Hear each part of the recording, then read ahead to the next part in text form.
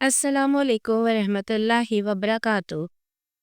नाजरीन, मोजज़े या इंसानों के लिए अल्लाह की तरफ से गैबी मदद और नुसरत आज भी आ सकती है, बशर्ते कि इंसान का दिल और रूह पाक हो और अल्लाह से तलब सच्ची हो।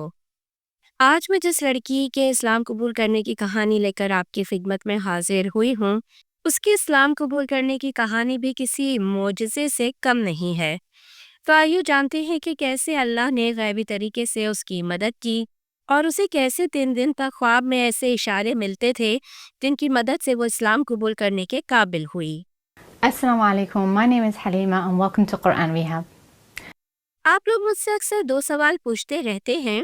पहला ये कि मुझे कुरान से इतनी मोहब्बत क्यों है, मैं कुरान पाक का अपने व्लॉग्स में इतना जिक्र क्यों करती हूँ, और दूसरा सवाल ये होता है कि मेरी वालिदा ने कैसे इस्लाम कबूल किया था।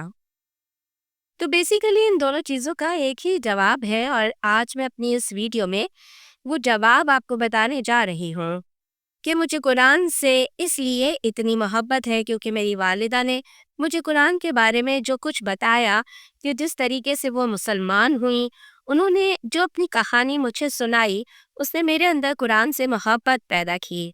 और मेरी वालिदा के इस्लाम कबूल करने की कहानी क्या है, वो मैं आज आपको बहुत तफसीली तो नहीं मगर मुख्तसर सुनाती हूँ। मैं वीडियो को बहुत ज़्यादा लंबा नहीं करूँगी, तो मुख्तसर मैं आज आपको बताती हूँ कि मेरी वालिदा ने कैसे इस्लाम कबूल किया था। दरअसल मेरी वालिदा का इस्लाम कबूल करना एक मोजज़ा ही था। जी हाँ, इसे मोजज़ा कहें तो बिल्कुल गलत नहीं होगा। जिस गैबी तरीके से अल्लाह ने मेरी वालिदा की मदद की और उनको इस्लाम की तरफ रहनुमाई की, वो यकीन में किसी मोजज़े से कम नहीं था। ये दरअसल उस वक्त की बात है जब मेरी वालिदा बलोगत की सीढ़ी पर कदम रख रही थीं। यानी मेरी वालिदा जब बालिग होने वाली थीं, तो उस उम्र में उन्हें 3 ऐसे अजीब ख्वाब आए, जो 3 ख्वाब आगे चल के उनके इस्लाम कबूल करने का सबब बने। वो 3 ख्वाब आप यूँ कह लीजिए कि वो एक ही ख्वाब था, जो 3 किस्तों में उन्होंने देखा। तो ये किस्तवार ख्वाबों का सिलसिला था, ये अल्लाह का मेरी वालिदा को हिदायत देने का ऐसा ड्रामाई और ऐसा मौजज़ाना तरीका था कि मैं वालिदा से ये बार-बार फरमाइश करके उनकी कहानी सुनती थी। यकीनन आपको भी ये स्टोरी बहुत इंटरेस्टिंग लगेगी। दरअसल ये उस वक्त की बात है जब मेरी वालिदा की उम्र सिर्फ 13 साल थी। मगर इस कहानी को शुरू करने से पहले मैं आपको थोड़ा सा अपनी वालिदा का बैकग्राउंड बता दूं कि मेरी वालिदा स्कॉटलैंड के एक छोटे से कस्बे पर्थ में पैदा हुई, जो कि स्कॉटलैंड के मशरकी हिस्से में वाक़ है। और मेरी वालिदा जिस माशरे में पली बड़ी वो सारा कैथोलिक माशरा था। हाल मतलब मेरे नाना के घर में हमारी वालिदा जिस घर में पली बनी, बहुत ज़्यादा दीन पर अमल नहीं होता था, मगर कैथोलिज्म एक रिवायती मजहब के तौर पर पूरे माशरे में मौजूद था। मेरी वालिदा 4 भाइयों की अकलौती बहन थी और इस एतबार से मेरी वालिदा अपने आप को बहुत लोनली महसूस करती थीं, बहुत अकेला महसूस करती थीं कि उनकी कोई बहन नहीं थी, उनकी कोई ऐसी सहेली नहीं थी जो उनके साथ खेलती, और वो इस अकेलेपन को बहुत ज़्यादा महसूस करती थीं कि काश उनकी कोई और बहन भी होती जिससे वो अपनी ज़िंदगी की चीज़ें शेयर करती, उसके साथ अपनी हर चीज़ को, अपनी ज़िंदगी के ख़ास लम्हात को शेयर करती। तो ऐसा मेरी वालिदा हमेशा महसूस करती थीं और वो अपने आप को घर में तन्हा महसूस करती थीं, क्योंकि भाइयों में भी वो सबसे छोटी थीं, उम्र के एतबार से भी सब भाई उनसे बड़े थे। तो ये एक ऐसा तन्हापन था मेरी वालिदा की ज़िंदगी में, जिसको उन्होंने सारी ज़िंदगी बहुत ज़्यादा महसूस किया। जब मेरी वालिदा 13 साल की हुई तो उन्होंने पहली रात एक ख्वाब देखा, जिसमें उन्होंने देखा कि वो रात के अंधेरे में एक मैदान में तन्हा खड़ी हैं और इस मैदान में उनके इर्द-गिर्द कोई भी नहीं है, वो बिल्कुल तन्हा है। ये वही कैफियत थी जो वो अपनी ज़िंदगी में हमेशा महसूस करती थीं कि उनकी कोई बहन नहीं है, वो बिल्कुल तन्हा है। तो जो कैफियत ज़िंदगी में महसूस करती थीं, वही कैफियत वो ख्वाब में महसूस कर रही थीं कि अचानक उन्हें बहुत दूर एक रोशनी नज़र आई और वो उस रोशनी की तरफ भागने लगीं। ख्वाब में उनके दिमाग में ये बात आ रही है कि मुझे उस रोशनी की तरफ भागना है। तो वो उस रोशनी की तरफ भागती चली गई। جب وہ اس روشنی کی طرف گئیں تو انہوں نے دیکھا کہ اس روشنی میں بہت سارے لوگ ہیں اور بہت چہل پہل ہے، ہر کوئی اپنے کام میں مصروف ہے اور اس روشنی میں بہت مصروف زندگی چل رہی ہے۔ ان کے دماغ میں کوئی بات آتی ہے، کوئی ان کے دماغ میں کہتا ہے کہ چابی تلاش کرو، چابی تلاش کرو، چابی کدھر ہے؟ کیوں بھی چابی تلاش کرنے لگتی ہیں، وہ آتے جاتے ہر آدمی عورت سے پوچھتی ہیں کہ چابی کدھر ہے، اور ہر کوئی کہتا ہے ہمیں نہیں پتا کہ چابی کدھر ہے۔ وہ اسی طریقے سے چابی تلاش کرتے کرتے آگے جاتی ہیں تو آگے ایک دریا ہے۔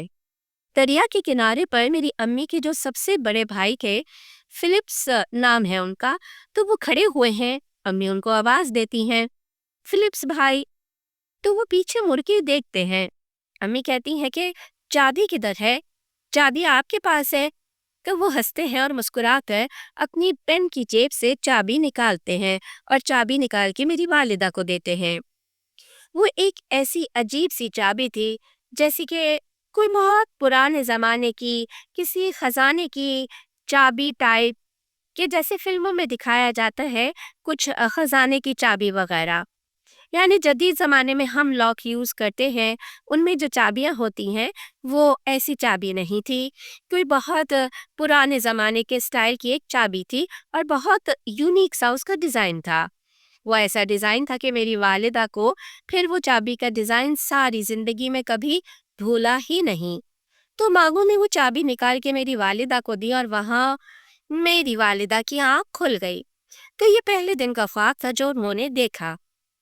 پہلے دن تو والدہ نے اس خواب کو اہمیت نہیں دی اور اس کو اگنور کر دیا۔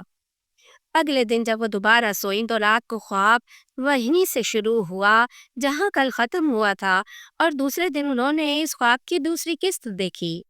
انہوں نے دیکھا کہ وہ اسی دریا کے کنارے کھڑی ہوئی ہیں چابی لے کے، اور اچانک اس زمین پر کوئی ہلچل پیدا ہو جاتی ہے، بھگدڑ سی مچ جاتی ہے، سب لوگ پریشان ہو کے بھاگنے لگتے ہیں۔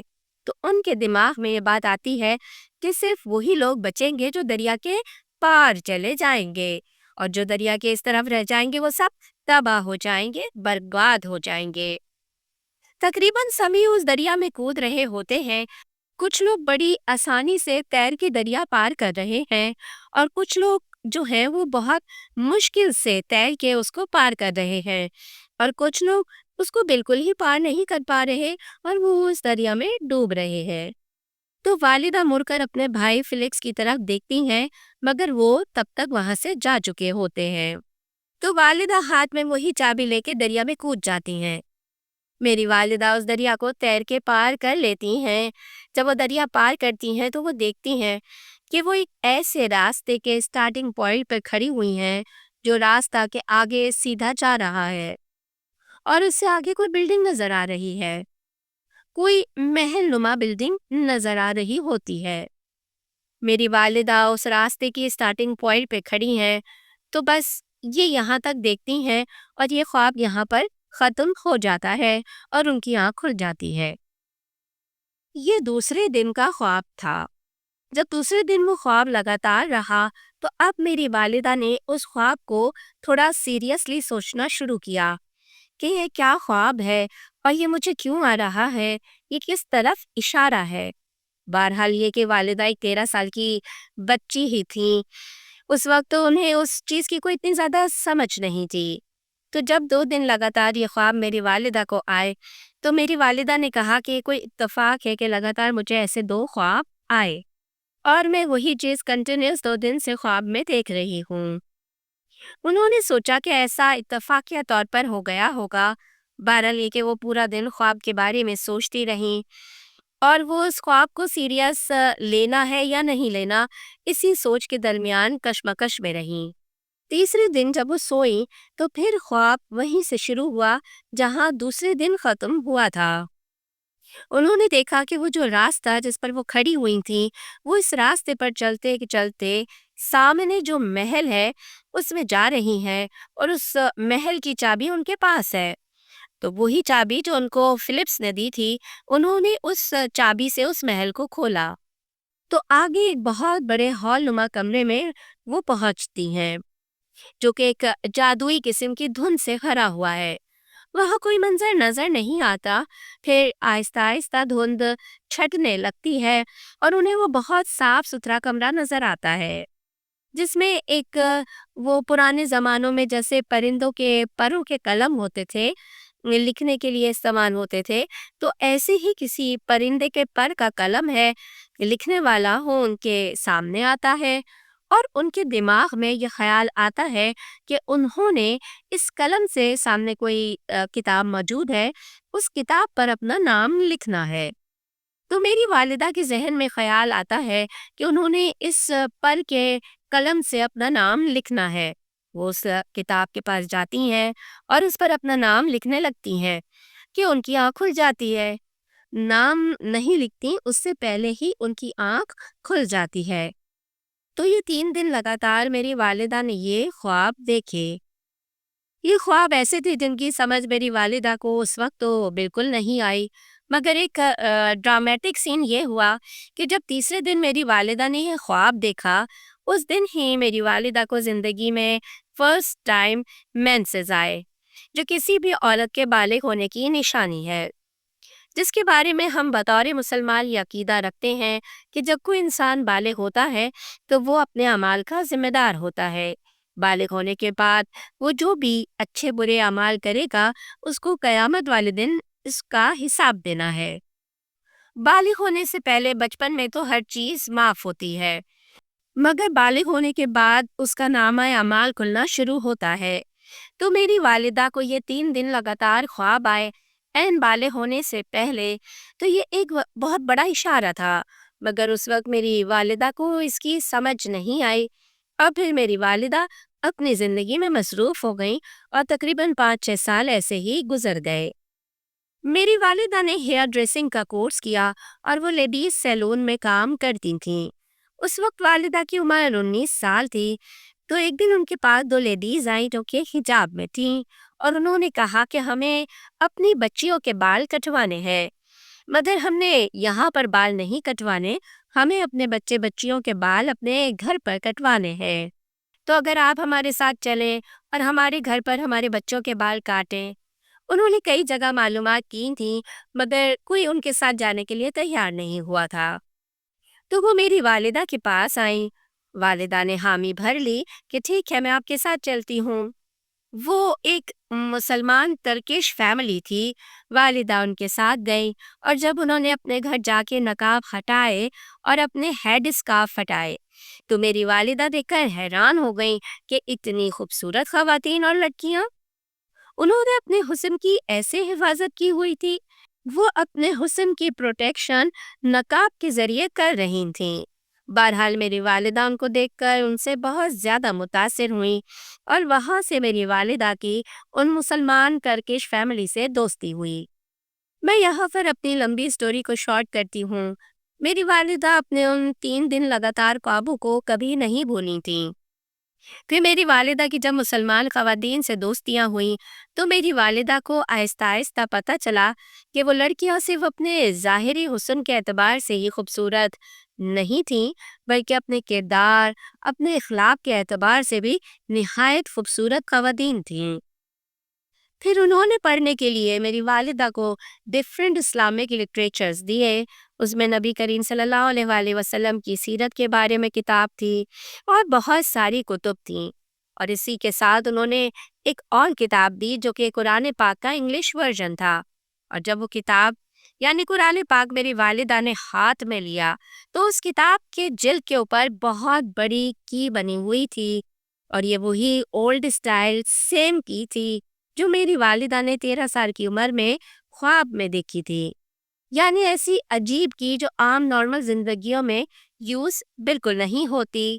جو میری والدہ نے خواب میں دیکھی تھی بالکل وہی کی بہت بڑی ساری اس قرآن پاک کے جلد کے اوپر چھپی ہوئی تھی.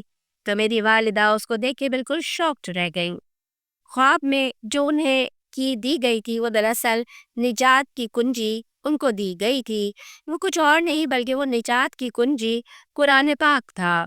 تو یہ ایک ایسی چیز تھی جس نے میری والدہ کو پورے خواب کا اور پورے اس کے سلسلے کا مطلب و مقصد سمجھا دیا کہ اللہ تعالیٰ ان سے آخر چاہتے کیا تھے اور ان خوابوں کی مدد سے والدہ کو کیا اشارہ دیا گیا تھا کہ میری والدہ نے بعد میں اسلام قبول کیا۔ یہ مختصر کہانی ہے میری والدہ کے اسلام قبول کرنے کی، اور یہی وجہ ہے کہ میری والدہ جب بھی مجھے یہ کہانی سناتی تھیں کہ انہوں نے کس طرح خواب دیکھے اور کیسے انہوں نے اسلام قبول کیا، تو یہی وجہ تھی کہ اپنی والدہ کی اس کہانی کی وجہ سے مجھے قرآن سے اتنی زیادہ محبت ہے۔ جی ناظرین، کیسی لگی آپ کو آج کی کہانی؟ کمنٹ کر کے ضرور بتائیے گا۔ مجھے اجازت دیجیے۔ اللہ نگہبان۔